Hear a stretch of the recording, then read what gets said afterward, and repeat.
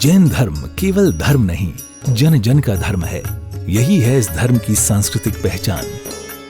सन 2010 चातुर्मास के दौरान मांगी तुंगी और गजपंथा की तीर्थ यात्रा के बाद एक रात्रि गजपंथा की पहाड़ियों पर विश्राम करते समय आचार्य श्री देवनंदी जी महाराज को एक दिव्य स्वप्न प्राप्त हुआ।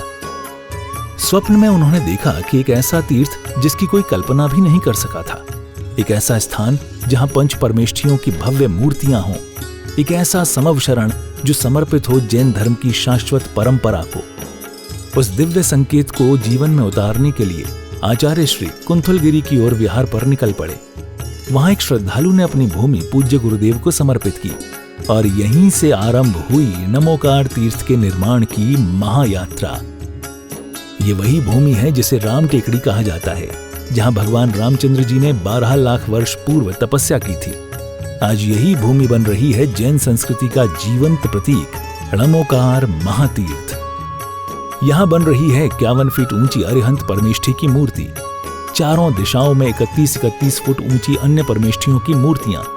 कुल मिलाकर एक अद्वितीय समवशरण की रचना है जिसका वर्णन Guinness book of world record में दर्ज हो चुका है।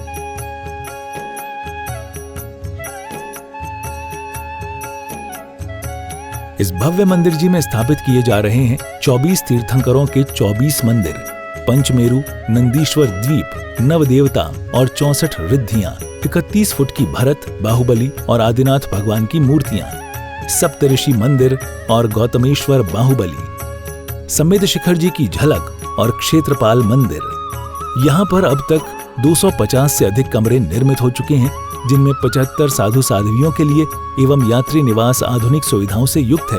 एसी रूम, भोजनशाला, कैंटीन और विशाल गुरु मंदिर। नमोकार तीर्थ का भूमि पूजन 8 फरवरी 2024 को संपन्न किया गया था और आज लगभग 10 लाख स्क्वायर फीट से अधिक निर्माण पूर्ण हो चुका है और अब यह दिव्य तीर्थ अपने चरम आयोजन की ओर अग्रसर है। आगामी सन 2026 में आयोजित होने जा रहा है 6 से 13 फरवरी 2026 तक नमोकार तीर्थ का पंच कल्याणक प्रतिष्ठा महोत्सव एवं विश्व शांति महायज्ञ एवं 13 से 22 फरवरी तक महामस्तकाभिषेक महोत्सव। जैन दर्शन में प्राणी मात्र के कल्याण के लिए यह नमोकार महामंत्र जो अपन पढ़ते हैं, ये सबसे बड़ा महामंत्र तो है ही, किंतु संसार की 4 गति 84 लाख योनियों से भव पार कराने वाला यह महामंत्र है। कृत्वा पाप शास्त्राणि हंत्वा जंतु सतानि चा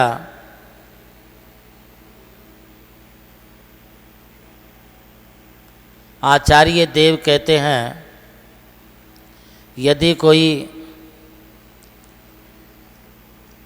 सैकड़ों पाप करता है, हजारों जीवों की उससे हिंसा भी हो जाती है, किंतु अमुम मंत्रम समारिद्ध, इस मंत्र की समाराधना करने वाले के लिए स्वर्ग पद की प्राप्ति हो जाती है। इससे आप इस महामंत्र के प्रभाव को समझ सकते हैं कि इसकी एनर्जी, इसकी ताकत कितनी है। आप जहाँ कहीं भी रहें, एक नमोकार महामंत्री ऐसा मंत्र है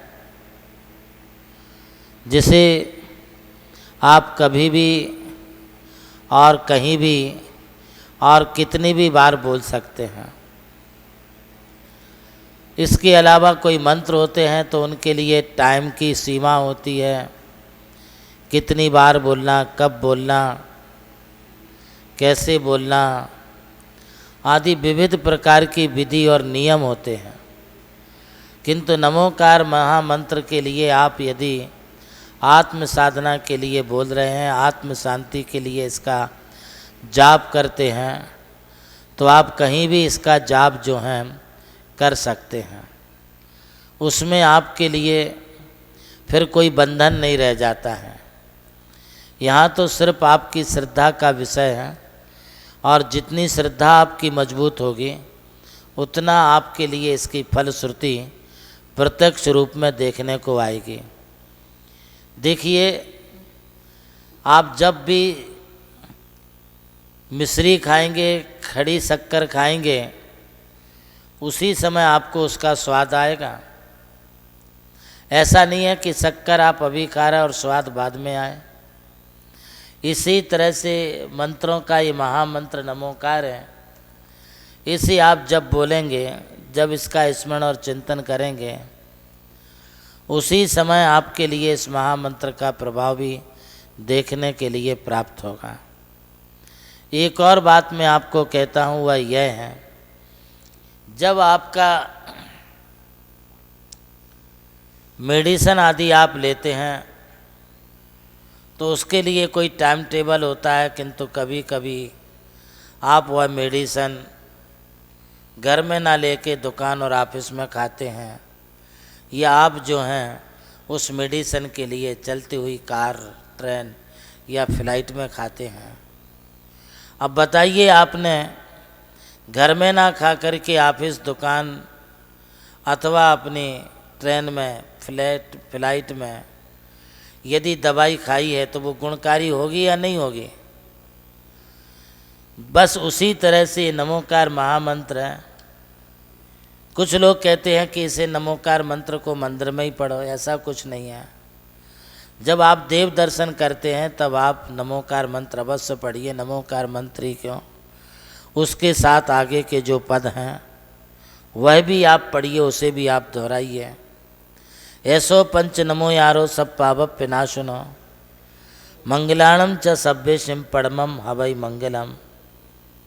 श्वेतांबर परंपरा में तो इस पद के लिए नमोकार मंत्र का ही एक रूप मान लिया है, और हम लोग इसे पंच नमस्कार मंत्र कहते हैं। वो लोग उसके लिए नवकार पद बोलते हैं। नवकार पद में 5 परमिष्टि के 5 पद हो जाते हैं और 4 पद ये भी हो जाते हैं। किंतु हमारे जैन दर्शन में हम इस ऐसो पंच नमो यारो बीजाक्षरों का भी अनुष्ठान करते हैं। आपने कोई पंच परमिष्टि व्रत किया, वो पंच परमिष्टि व्रत में सिर्फ पंच नमस्कार मंत्र के बीजाक्षरों का ही नहीं, बल्कि ऐसो पंच नमो यारो और चत्तारी मंगलम दंडक जो हैं, इनके बीजाक्षरों का भी अनुष्ठान होता है। यदि सविस्तार आपके लिए नमोकार व्रत का नियम करना है तो उसमें ये सारे ही बीजाक्षरों के मंत्र उसमें आते हैं। किंतु जो लोग मात्र नमोकार मंत्र का ही व्रत करते हैं, उन्हें नमोकार मंत्र के 35 अक्षरों का उपवास, वो भी तिथि के अनुसार होते हैं। किंतु जब पंच परमिष्टि व्रत करते हैं, पंच परमिष्टि की आराधना करते हैं, तब अपने लिए अलग से कोई तिथि का निर्धारण नहीं करना होता है। बगैर तिथि के भी आप कभी भी इस नमोकार के लिए आप बोल सकते, दोहरा सकते हैं।